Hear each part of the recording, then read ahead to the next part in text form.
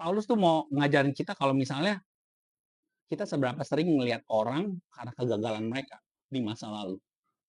Dia gagal, dia pernah melukai kita. Makanya Paulus bilang, dulu dia nggak berguna, tapi dia sekarang berguna loh. Kamu jangan ngelihat dia yang dulu, yang dia lakukan, yang tidak berguna itu. Jadi Paulus mau nunjukin, Injil itu merubah orang. Kita juga teman-teman sendiri yang sudah diubahkan oleh Injil, kita juga ngerasakan diri kita berubah. Kok kayaknya hal-hal dulu yang aku suka, yang Tuhan tidak suka, sekarang aku berhenti lakukan itu.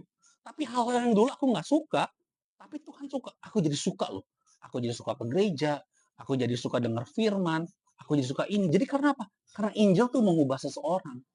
Nah, kalau kita tahu Injil itu mengubah seseorang, dan ketika kita ketemu sama teman kita di gereja, di pelayanan, apa segala macam, ketika dia buat melukai kesalahan, melakukan kesalahan, melukai kita, lalu setiap melihat dia, keingetnya apa yang dia lakukan dulu. Seberapa sering kita kayak gitu? Seberapa sering kita cuma mendikte orang, melihat orang, oh nggak mau gue urusan sama dia, udahlah gitu. Karena apa? Dia udah melukai gue. Padahal apa? Dia udah diubahkan sama Tuhan. Sama seperti kita juga yang udah diubahkan sama Tuhan. Di sini tuh Paulus mau ngomong ke kita semua juga. Jangan melihat orang tuh karena di masa lalunya yang kelam, buruk. Lah kan kita juga dulu kayak gitu. Kita kan juga dulu yang buruk dan tapi kita sudah diubahkan Tuhan gitu. Kenapa sih kita sering sekali tuh kayak sulit membuka pengampunan buat orang, padahal Tuhan gampang buka pengampunan buat kita. Kita ngelakuin dosa lebih banyak, lebih parah, dan kita diampuni sama Tuhan, tapi kita sering kali kayak susah untuk ngelepasin pengampunan. Nggak bisa Tuhan. Dia udah nipu mama saya. Nggak bisa Tuhan. Dia udah nipu keluarga saya. Nggak bisa Tuhan. Dia udah melakukan ini. Nggak bisa gitu. Jadi kita susah banget gitu.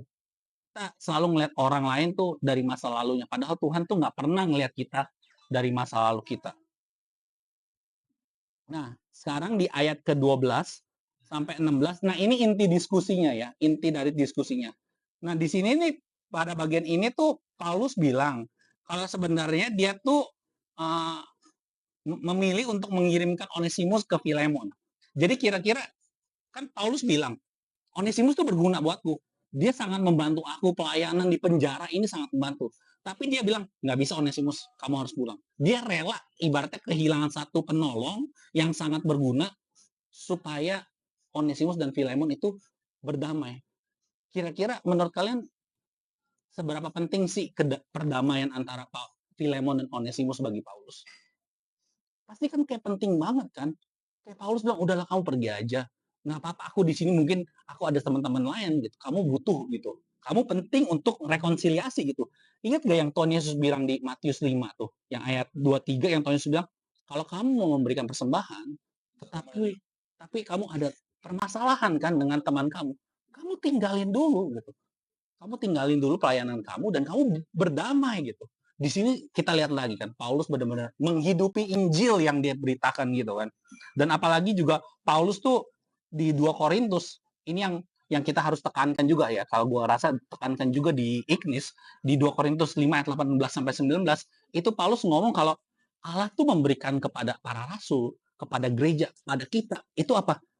Pelayanan pendamaian, berita pendamaian. Pelayanan kita itu untuk mendamaikan, bukan cuma mendamaikan Allah dengan manusia, tapi ketika kita mendamaikan Allah dengan manusia dengan cara memberitakan Kristus sehingga mereka percaya, kita juga dipanggil untuk mendamaikan manusia dengan manusia.